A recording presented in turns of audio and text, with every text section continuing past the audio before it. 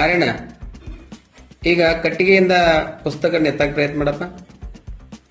ಎತ್ತು ಬರಾಕೈತಿ ಇಲ್ಲಲ್ಲ, ಒಂದ್ ಸ್ವಲ್ಪ ಮುಂದೆ ಕೈ ತಗೊಂಡು ನೀನು ಇನ್ನೊಂದ್ ಸ್ವಲ್ಪ ಕೈ ಮುಂದೆ ತಗೊಂಬ. ಹಂಗ ಹಾ, ಈಗ ಇತ್ತಲ್ಲ, ಇನ್ನು ಪೂರ್ಣ ಕೈ ಮುಂದೆ ತಗೊಂಬ. ಇನ್ನೊಂದಿಂದ ಮುಂದೆ ಬಾ. ಈಗ ಏನಾಯ್ತು, ಆರಾಮಾಯ್ತಲ್ಲ. ಹಾ, ಈಗ ಅರಣ್ಯ ಇನ್ನೊಂದ್ ಸ್ವಲ್ಪ ಕೈ ಮುಂದೆ ತಗೊಂಬಪ್ಪ. ಕೈ ಮುಂದೆ ತಗೊಂಬ, ಕಟ್ಟಿಗೆ ಗಿಡಿ. ಹಾ, ಎತ್ತು.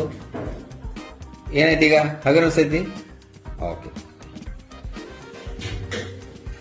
ಈಗ ನೋಡ್ರಿ, ಪುಸ್ತಕದಿಂದ ನಾ ದೂರ ಇದೆ.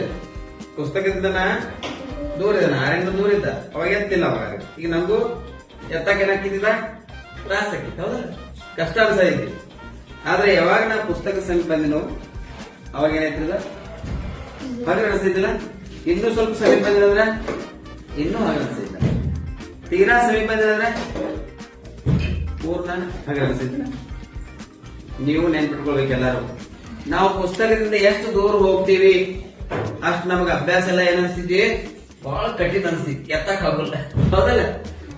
ಆದ್ರೆ ನಾವ್ ಹೆಂಗ್ ಪುಸ್ತಕದ ಸಮೀಪ ಬರ್ತೀವಿ, ನಾವ್ ಹೆಂಗ್ ಓದ್ತೀವಿ, ಹೆಂಗ್ ಬರಿತೀವಿ, ಹಂಗ ನಮಗ ಎಲ್ಲಾನು ಕೂಡ ಪುಸ್ತಕದ ವಿಷಯ ಅನ್ಸ್ತದ, ಹಗರ ಅನ್ಸ್ತದ.